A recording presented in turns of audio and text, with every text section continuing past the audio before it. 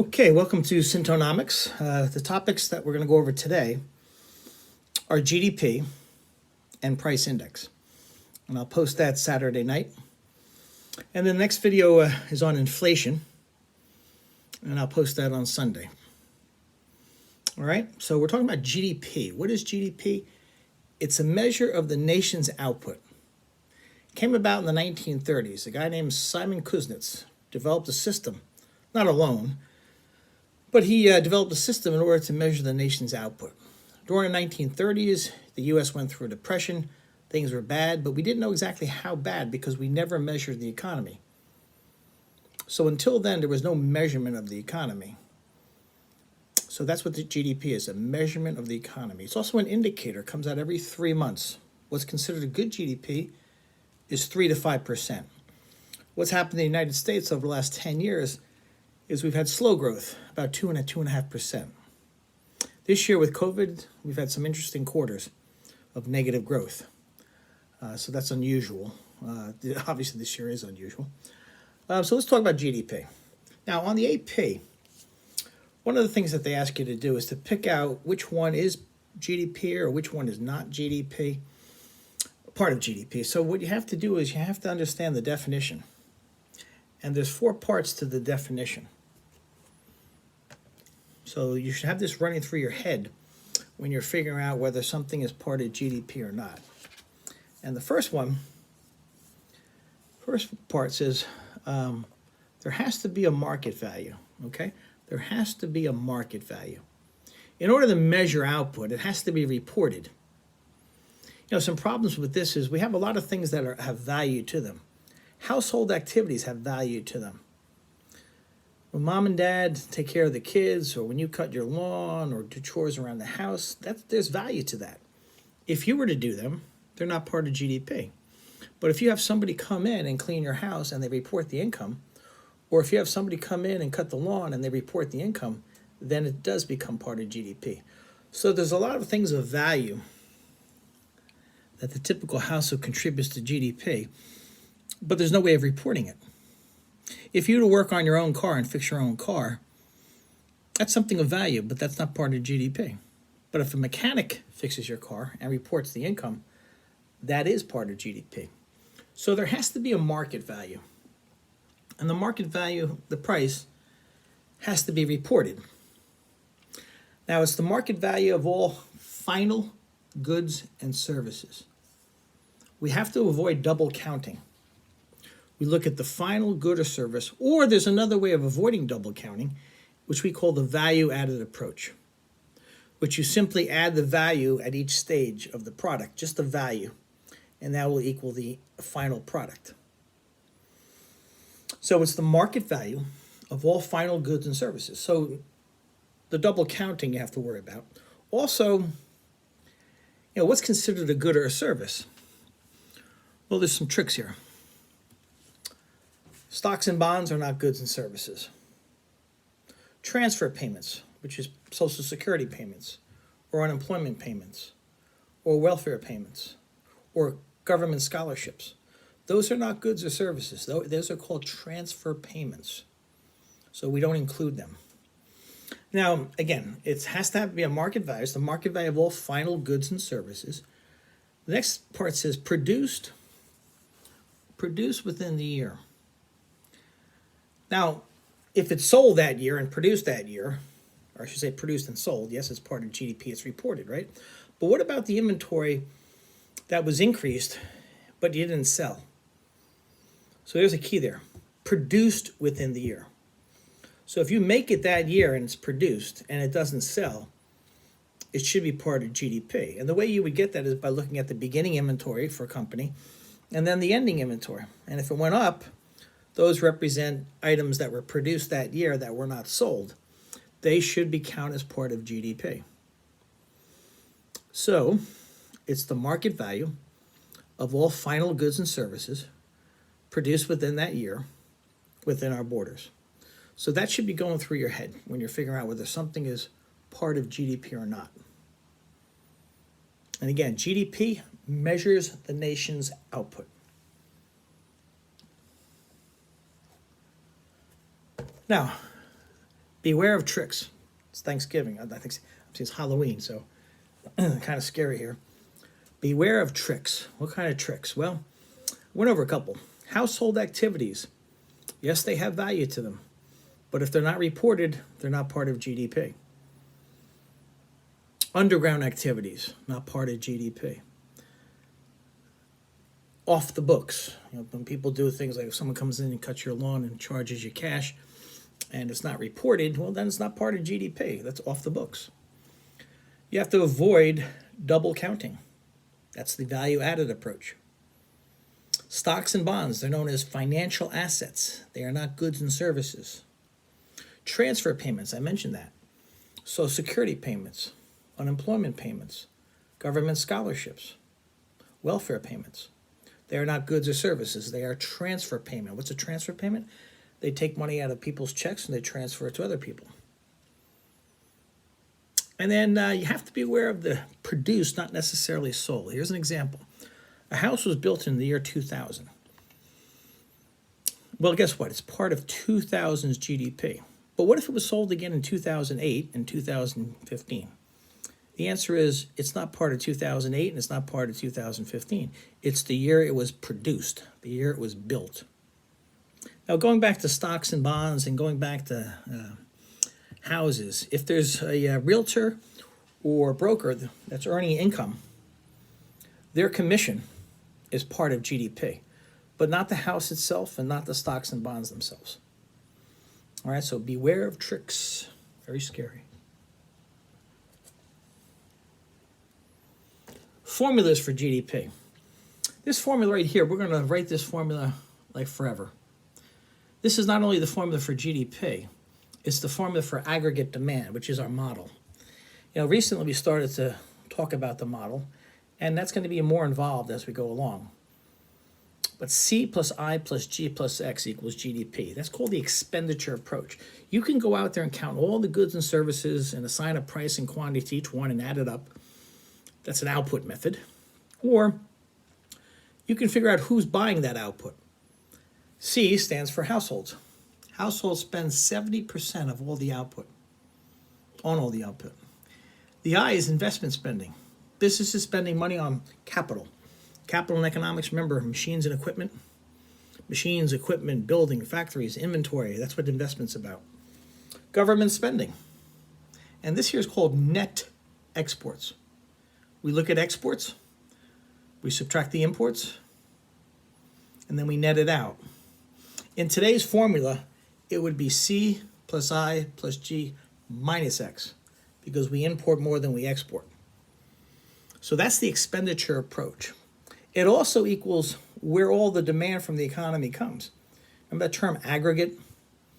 So where does the aggregate demand come from? It comes from households, 70%. It comes from businesses spending. It comes from government spending. And it comes from the international sector, the exports minus the imports. So that's the expenditure approach. Now, somebody's expenditure should equal another person's income. So we have an income approach. Now, this is used a lot less. It will be used on a couple of quizzes that we have, but this is like used forever. So we got to measure people's income, because when you spend money, it becomes somebody's income. Now, people earn income by wages, interest, rent, and profit. And then you have to add these two things. I try to explain that. I'll try to do that again. So let's say that you go to a hotel and you spend $200, and let's say there's $10 tax. Using the expenditure approach, that's household consumption for $210, which means GDP went up $210. Where would it fit in the income approach? Well, the person that owns that hotel is going to be divvying out wages, interest, rent, and then they keep the profit. But guess what? $10 of the 210 goes to the government. So we have to account for that. So in that particular case, it would be wages, interest, rent, profit, and IBT. In that particular example, there was no CCA. CCA, to dummy it down and to make it brief, represents depreciation on machines and equipment that makes them no longer of use. Now, in accounting, depreciation was taking the cost of an asset and allocating to an expense over time. In economics, when we talk about CCA, we're talking about worn out equipment. And we use that term too when we talk about the difference between gross investment and net investment. Okay, so those are the formulas, this being the key. Now, let's talk about GDP and its cousins. So to get to GDP, we take C plus I plus G plus X equals GDP. Now, from GDP to GNP, what you have to do is you have to take out the income or output of the foreigners within our borders, and we have to add the income and output of the U.S. citizens outside our borders, and we net them out. It's called net factor from abroad. So if that's a positive number, it means that there's more U.S. citizens outside our borders earning income and output than foreigners within our borders. And then GNP would be higher. If that's a negative number, a negative factor, it means that the income and output of foreigners within our borders are greater than the U.S. citizens outside our borders, and GNP would be less. So they use the term net factor income from abroad. They also use the term payments to the rest of the world. That's the foreigners within our borders. And receipts from the rest of the world. That's the U.S. citizens outside our borders. So don't get confused on the wording. There's a couple ways they could approach that.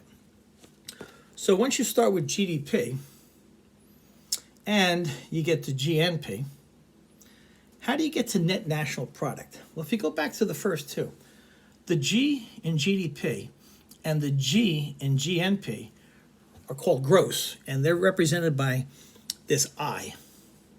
In both GDP and GNP, the investment, the business spending on machines, equipment, inventory, that investment is considered to be gross investment. Okay, now gross investment means that, I'll give you an example.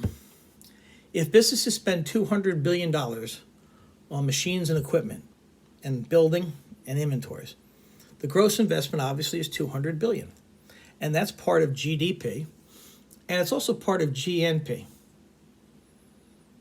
That's gross investment. Well, let's say that for that particular year, that 20 billion of machines and equipment are no longer of use. They've been worn out. That's called CCA. So the gross is the total amount that you spent, which is 200.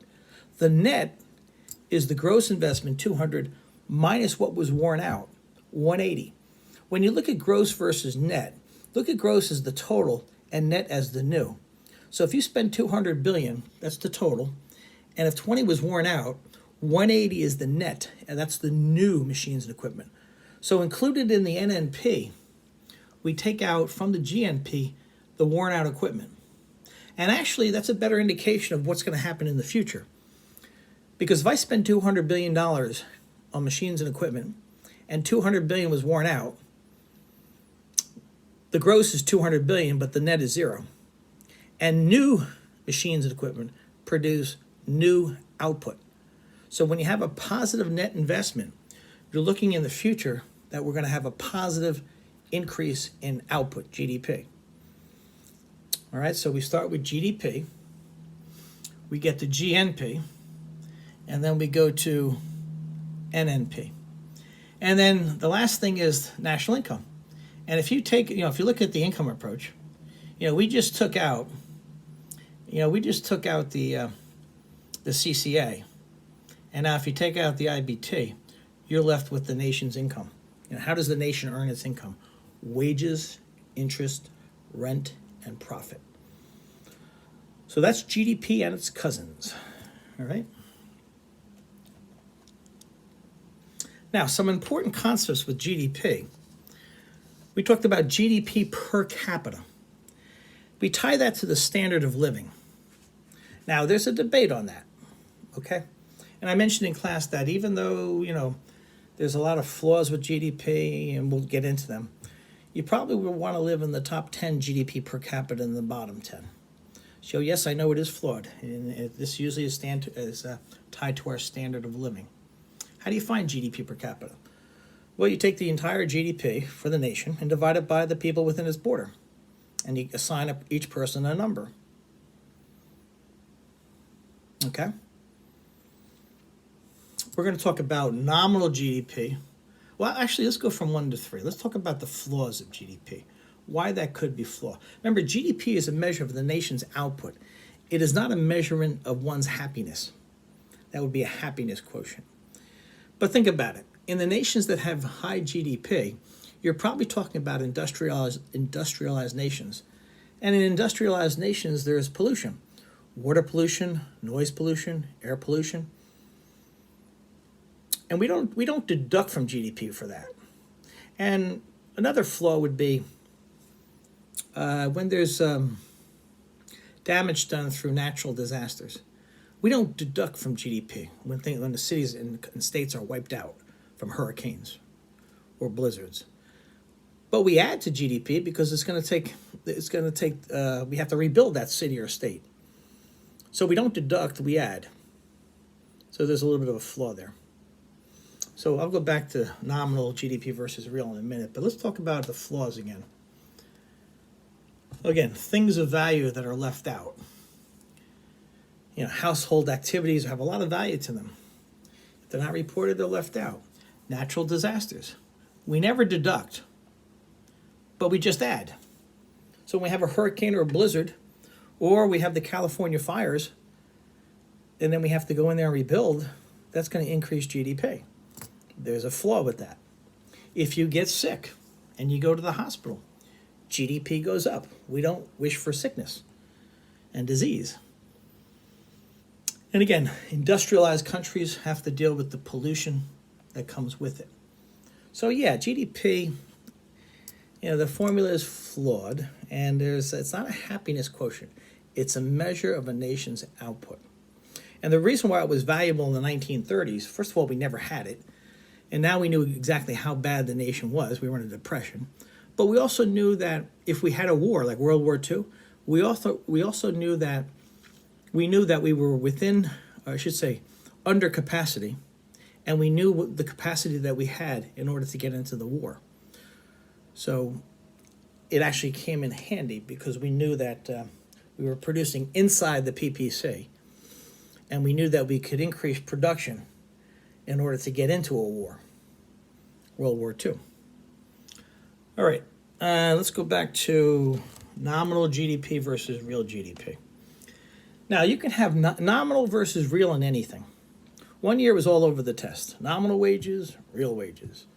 Nominal income, real income. Nominal interest rates, real interest rates. Nominal GDP, real GDP. Nominal anything is with the current price level of that year. Real, we take that out. We take the inflation out. Now, we can do that. I'll show you how we do it in a minute. But nominal, again, is the current value of GDP using the current price level. Real, we take out the inflation. Real is more important to us because think about it. If price times quantity, as a shortcut, comes out to be GDP. Did GDP go up because of quantity, output? Output going up ties into jobs going up, or did it go up because of price level? Well, we want output, quantity, to go up, but we don't want price levels to go up that much. 2% increase. We'll talk about that when we get to inflation. Okay, so let's get into the nominal GDP versus real GDP. We did the flaws. And this is nothing. Here we go. Now, I know you can't see this that well, but you do have a handout that I gave to you, and we went over a number of times. So I'm going to refer to this, and I know it didn't come out that clear. So we have a country that produces oranges, coconuts, and pizzas. And if you take the price and quantity of each item, you can come up with this nation's output. And we came up with 16,350. That's year one. Now, year one in this problem is the base year. It doesn't always have to be, but in this problem it is.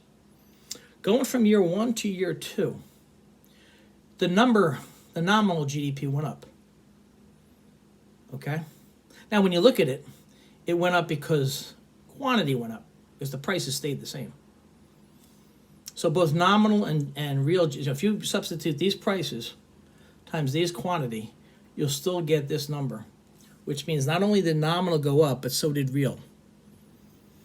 If you go from the base year to the year 3, yes, the number went up. The nominal GDP increased, but did the real? Well, if you go back to the base year and take these prices, get rid of these prices, and multiply it by the year's quantity, you'll find out that, yes, the nominal went up, but the real stayed the same. And again, what did we just do? We used the base year to keep the price level constant to determine whether real went up or down, up or stayed the same in this case. There's a formula for this as well. If you take the nominal GDP divided by the price index, you'll get the real GDP. Now, what is a price index? An index, it says right here, is a measure of the average price level in an economy. There's all sorts of indexes, which I'll get into when you get the video tomorrow on inflation. But it measures the average price level in an economy. Now, the base year, which is year number 1 in this case, the index will always be 100. 100 means that the prices in that year are 100% of the prices in that year. Now, when you go from year 1 to year 2, since the prices didn't change, the index is still 100. It's 100%, which is 1. If you go from year 1 to year 3, you notice that the prices went up 10%. So the index is 110%, which is 1.1. So in year 2, if you take 17,985, which is the nominal, and divide it by 100, which is the index, which is 1, you'll get 17,985. So real did go up. In this year, if you take 17,985 and divide it by 1.1, it won't go up. It will be the same. It will be 16,350. So nominal GDP divided by the price index equals the real GDP. What does an index of 98 mean? It means that the prices in this year are 98% of the base year, or that price level went down 2%. So you have to know what an index means. Index of 110, what does that mean? It means that in this particular year, prices are 110% of the base year, or they went up 10%.